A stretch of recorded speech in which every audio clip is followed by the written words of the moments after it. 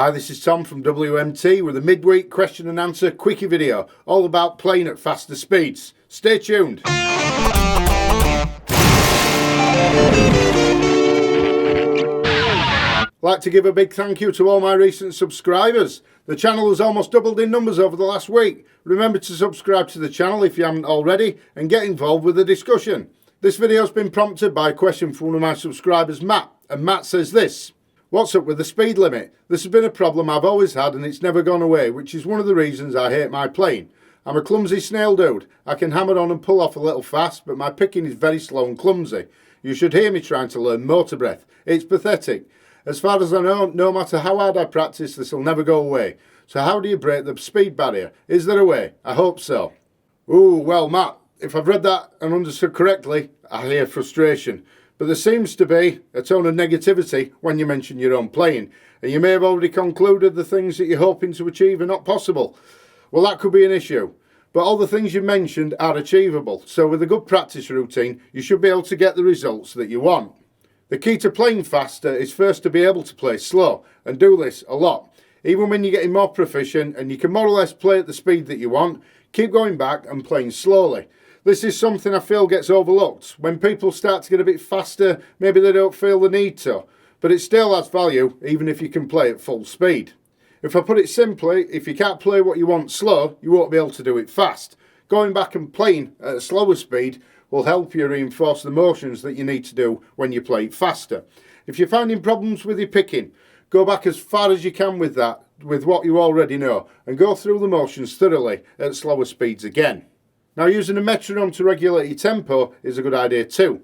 If you use it correctly, it will help you with your timing. The stock advice about using a metronome seems to be bumping up the tempo a small amount, repeating everything, bump up the tempo again, repeat everything, and so on and so on. But in my experience, I've found that whether you are using a metronome or not, there is a threshold where you just need to jump and just at least try playing at full speed to normalise playing faster, regardless of how many mistakes you make. Maybe if you get to about half speed, keep alternating between full speed and half speed and take it from there. When you first make that jump in speed to the higher tempos, the music you're playing will suddenly become more demanding. And this is where I feel that the right frame of mind makes a huge difference to your playing. If you think of any competitive sport that's fast-paced, physical and high energy, and think of what you'd see in the team's dressing room before a big match, you'll likely see people doing whatever they need to do to get that adrenaline pumping and be in the zone. Because they need to be focused and determined that they're going to go out there and they're going to win even before they compete.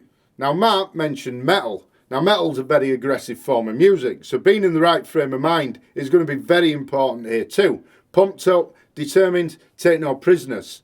Now, if you naturally don't fall into this mindset when you play, you might need to find a way to get in the zone and pumped up to play the more demanding things. When you start playing faster, you will make mistakes, but don't let them bother you. There will be some adjustment that you'll need to make, so you can afford to be gung-ho about the mistakes you make. Brush them off completely and just move on. Something else to bear in mind, when you play more demanding music, you'll also need the stamina to go along with it too. So exercises on guitar that are going to encourage stamina building will be a good idea to work alongside the songs as well. Now, as a general point, although I've been making reference to playing fast due to the question, the point I'm making about the right frame of mind would apply to any form of demanding music, whether that's a solo jazz piece with lots of crazy chord shapes or just a very technical orchestral piece. However, it's really going to differ from one person to another how they're motivated to get into that zone. There isn't a one-size-fits-all solution, so you'll need to find your own things that get you pumped.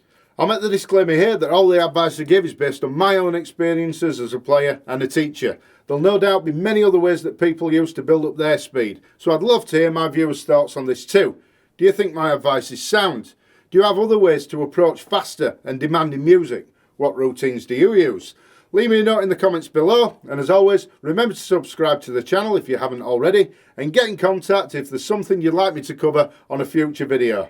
Thanks for watching, bye for now.